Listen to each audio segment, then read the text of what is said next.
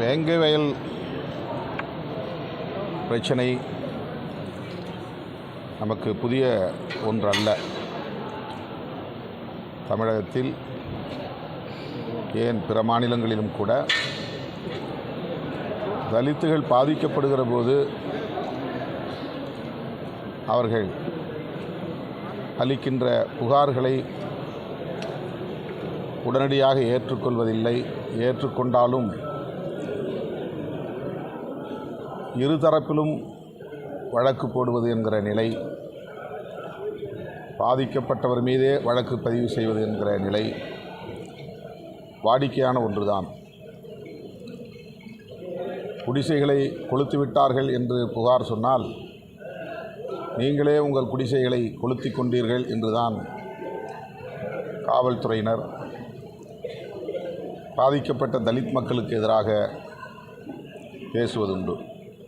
பல இடங்களில் அப்படி வழக்கும் பதிவு செய்திருக்கிறார்கள். படுகொலை நடந்தது என்று சொன்னால் கூட அப்பட்டமான படுகொலையாக இருந்தாலும் உடனடியாக அதை படுகொலை என்று காவல்துறை ஏற்றுக்கொள்வதில்லை. 174 CRPC என்கிற ஒரு பிரிவின் கீழ் வழக்கை பதிவு செய்து புலன் விசாரணை என்கிற பெயரில் அந்த வழக்கை இழுத்தடித்து ஒன்றுமில்லாமல் ஆக்கிவிடுகிற நிலை உண்டு.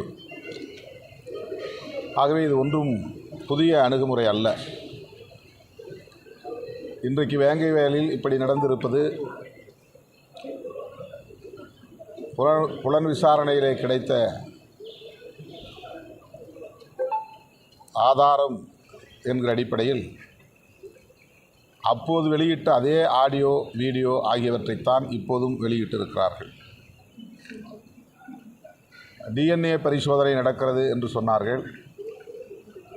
DNA பரிசோதனையில் என்ன ஆதாரம் கிடைத்தது, அந்த ஆதாரத்தின் அடிப்படையில் தான் இந்த முடிவுக்கு வந்தோம் என்ற விளக்கம் எதனையும் காவல்துறை தரவில்லை, தெளிவுபடுத்தவில்லை. ஏன் காலதாமதம் ஆகிறது என்று திரும்ப திரும்ப கேட்டபோது நாங்கள் DNA டெஸ்ட் செய்து கொண்டிருக்கிறோம் என்ற தகவலை கசிய விட்டார்கள். அதிகாரபூர்வமற்ற தகவலாக தந்தார்கள், ஒரு அன்அஃபிஷியல் இன்ஃபர்மேஷன். ஆனால் இன்றைக்கு அவர்கள் எடுத்திருக்கிற இந்த நிலைப்பாடு DNA பரிசோதனையின் அடிப்படையில் தான் எடுத்தார்களா என்று தெரியவில்லை. அதற்கான எந்த விளக்கமும் அளிக்கப்படவில்லை. அந்த குடிநீரை அருந்தியதால் பலர் பாதிக்கப்பட்டு மருத்துவமனையில் அனுமதிக்கப்பட்டது அனைவரும் அறிந்த ஒன்று. குறிப்பாக குழந்தைகள் பாதிக்கப்பட்டார்கள். புகார் அளித்த கனகராஜ் என்பவரின் மகள் அதனால் பாதிக்கப்பட்டு மருத்துவமனையிலே அனுமதிக்கப்பட்டிருந்தார் என்பது உண்மை. 2 ஆண்டுகள் கழித்து அப்போது வெளியிட்ட அதே ஆடியோ, அப்போது வெளியிட்ட அதே படங்கள், அப்போது வெளியிட்ட அதே வீடியோ, இவைதான் ஆதாரம் என்று சொல்லுகிறார்கள். தாயும் மகனும் உரையாடியதை முன்னே பின்னே என்ன பேசினார்கள் என்பதையெல்லாம் வெட்டிவிட்டு அடித்தாலும் உதைத்தாலும் நீ ஒத்துக்கொள்ளாதே என்று அந்த தாய் சொல்லுவதை மட்டுமே வெளியிட்டிருக்கிறார்கள். நீ அதில் சம்பந்தப்படவில்லை, ஆனால் உன்னை அச்சுறுத்துகிறார்கள், அடிக்கிறார்கள் என்பதனால் நீ பயந்து கொண்டு அந்த குற்றத்தை ஒப்புக்கொள்ளாதே என்றுதான் தாய் அறிவுரை சொல்லுகிறார். அடிக்கிறார்கள், மிரட்டுகிறார்கள் என்பதற்காக செய்யாத குற்றத்தை ஒப்புக்கொள்ளாதே என்கிற பொருளில்தான் அந்த அம்மையார் பேசியிருக்கிறார். ஆனால் அதுதான் ஆதாரம் என்கிறது காவல்துறை, CBCID. ஆகவே உள்ளபடியே இது பெரும் அதிர்ச்சியை தருகிறது. இந்த அடிப்படையில் தான் அந்த குற்றப்பத்திரிகையை ஏற்றுக்கொள்ள வேண்டாம் என்று நாங்கள் நீதிமன்றத்திற்கு வேண்டுகோள் விடுக்கிறோம். அறிவியல் ஆதாரங்களின் அடிப்படையில் தான் அந்த குற்றம் சாட்டப்பட்டவர்கள் யார் என்பதை நாங்கள் தீர்மானித்திருக்கிறோம் என்றால் அதனை ஏன் பொதுவெளியிலே அல்லது பாதிக்கப்பட்ட அந்த குற்றவாளிகள் என்று அடையாளப்படுத்தப்பட்டவர்களுக்கு தனிப்பட்ட முறையில் தெளிவுபடுத்தக்கூடாது. புகார் அளித்தவருக்கு சொல்லாமலேயே அவருடைய எஃப்ஐஆர் திருத்தப்படுகிறது. அவருக்கு எந்த தகவலும் தரப்படவில்லை. ஆகவே இந்த அணுகுமுறைகளில் இருக்கிற பிரச்சனைகள் தான், கோளாறுகள் தான் பல்வேறு கேள்விகளை எழுப்புகிறது. ஆகவே தான் நாங்கள் இன்னொரு ஆப்ஷன் என்கிற முறையிலே, எங்களுக்கு நம்பிக்கை இல்லை என்றாலும் கூட, சிபிஐ மீது நம்பிக்கை இல்லை என்றாலும் கூட, அடுத்து இருக்கிற ஒரே ஒரு வாய்ப்பு சிபிஐ விசாரணை என்பதனால் சிபிஐ விசாரணை கேட்கிறோம். அந்த ஒரு வாய்ப்பையும் புலன் விசாரணைக்கு ஏன் பயன்படுத்தக்கூடாது, அவ்வளவுதான். எனவே மறுபடியும் நாங்கள் விடுதலை சிறுத்தைகள் கட்சியின் சார்பில் கேட்டுக்கொள்கிறோம்.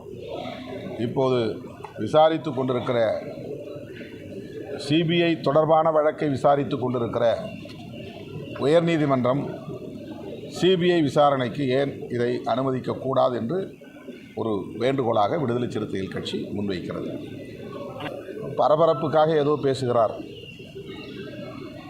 இது ஒரு கால பொருத்தம் இல்லாதது, கருத்தியல் பொருத்தம் இல்லாதது, அரசியல் பொருத்தம் இல்லாதது. கவன ஈர்ப்புக்காக, பரபரப்புக்காக தன்னை நம்பி வரக்கூடிய இளைஞர்களின் உணர்ச்சிகளை தன்னுடைய அரசியல் பயணத்திற்கு பயன்படுத்தி கொள்ள வேண்டும், அரசியல் நோக்கங்களுக்கு பயன்படுத்தி கொள்ள வேண்டும் என்கிற ஒற்றை நோக்கில் அவர் இவ்வாறு பேசிக்கொண்டிருக்கிறார். பெரியாருடைய வெங்காயம்தான் காங்கிரஸ் ஆட்சியை இந்த மண்ணிலே வீழ்த்தியது. அந்த வெங்காயம்தான் 50 ஆண்டுகளுக்கு மேலாக தமிழ்நாட்டில் சனாதன சக்திகளை வேரூன்ற விடாமல் தடுத்து கொண்டிருக்கிறது. பெரியாருடைய அந்த வெங்காயம்தான் இன்றைக்கும் சனாதன சக்திகளை தமிழ்நாட்டுக்குள்ளே நுழைய விடாமல் விரட்டி அடித்து கொண்டிருக்கிறது என்பதை அவரை போன்றவர்கள் புரிந்து கொள்ள வேண்டும். பெரியார்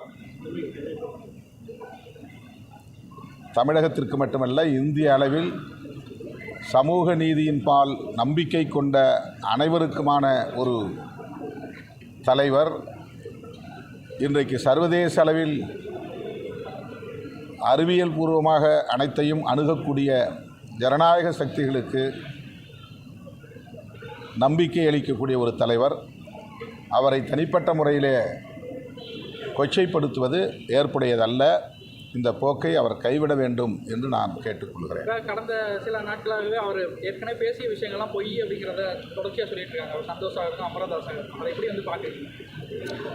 அது குறித்து நான் கருத்து சொல்ல விரும்பவில்லை. அது ஒரு விவாதிக்கப்பட வேண்டிய முக்கியமான பிரச்சனையும் இல்லை. தமிழ்நாட்டில் எவ்வளவோ பேசப்பட வேண்டிய பிரச்சனைகள் இருக்கின்றன, விவாதிக்கப்பட வேண்டிய பிரச்சனைகள் இருக்கின்றன. வக்ஃபு வாரியத்திற்குள்ளே தலையீடு செய்யக்கூடிய சட்ட மசோதாவை கொண்டு வந்திருக்கிற பாரதிய ஜனதா அரசை பற்றி அவர் வாய் திறக்கவில்லை. சிறுபான்மையினரை தொடர்ந்து அச்சுறுத்தி கொண்டிருக்கிற பாஜக அரசை பற்றி அவர் பேசவில்லை. ஆணவ கொலைகளை பற்றி பேசவில்லை. தலித் மக்களுக்கு எதிராக நிகழ்கிற படுகொலைகளை பற்றி பேசவில்லை. பேசப்பட வேண்டிய பிரச்சனைகள் எவ்வளவோ இருக்கின்றன. தமிழீழ அரசியல் என்பது வேறு, தமிழ்நாட்டு அரசியல் என்பது வேறு. தமிழீழம் என்பது விடுதலை தொடர்பான அரசியல், தமிழ்நாட்டிலே வெறும் உரிமை தொடர்பான அரசியல். தமிழீழ விடுதலை அரசியலையும் தமிழ்நாட்டு உரிமை அரசியலையும் இணைத்து பேசுவது என்பதே பொருத்தமில்லாதது. சென்னையில் பெண்களுக்கு பாதுகாப்பு சூழல் நேற்று காரில் போகிற பெண்களை இன்னொரு காரில் துரத்திட்டு அந்த சம்பவம் மிகுந்த அதிர்ச்சியை தருகிறது. காவல்துறை அவர்கள் மீது நடவடிக்கை எடுக்க இருப்பதாக உறுதியளித்திருக்கிறார்கள்.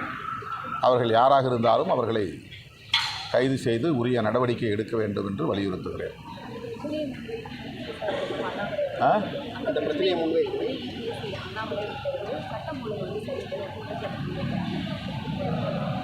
அவங்க 24 மணி நேரமும் சட்டம் ஒழுங்கு சரியில்லை என்று சொல்லிக் கொண்டிருப்பதே அரசியல் என்று எண்ணிக்கொண்டிருக்கிறார்கள். அதை தாண்டி மக்கள் பிரச்சனைகளை பற்றி அவர்கள் பேசுவதில்லை.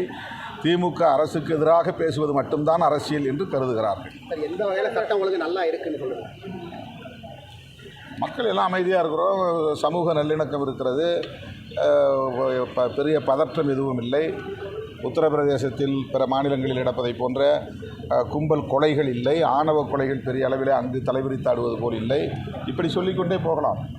பிரச்சனைகள் தலித்துகளுக்கு எதிரான பிரச்சனைகள் அங்கொன்றும் இங்கொன்றுமாக நடக்கிறது இல்லை என்று சொல்ல முடியாது. ஆனால் ஒப்பீட்டளவிலே பிற மாநிலங்களை பார்க்கிற போது தமிழ்நாடு மிக சுமூகமான முறையிலே இயங்கிக் கொண்டிருக்கிறது.